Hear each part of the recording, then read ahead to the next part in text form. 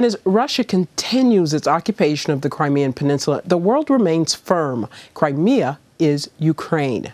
Recent weeks have seen a flurry of attention on the subject. Now, the United States has issued a declaration about its stance on the annexation. And it's not alone. Here's more. The United States calls on Russia to respect the principles to which it has long claimed to adhere and to end its occupation of Crimea. End of quote. I want to assure this committee that the United States does not and will not recognize the Kremlin's purported annexation of Crimea. We stand together with allies, partners, and the international community in our commitment to Ukraine and its territorial integrity. There will be no relief of Crimea-related sanctions until Russia returns control of the Crimean peninsula to Ukraine. On July 25th, the United States reaffirmed its refusal to recognize the Kremlin's claims over illegally annexed Crimea.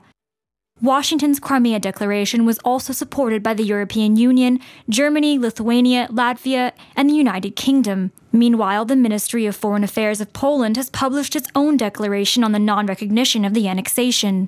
We emphasize that the situation with human rights on the territory of the Crimean peninsula is constantly deteriorating. People are struggling with systematic violations of fundamental rights such as freedom of speech, religion, and faith. We urge Russia to respect international laws, the principles it is obliged to observe, and stop the occupation of the Crimea and the city of Sevastopol. German Foreign Minister Heiko Maas had strong words about the position of Berlin on Crimea.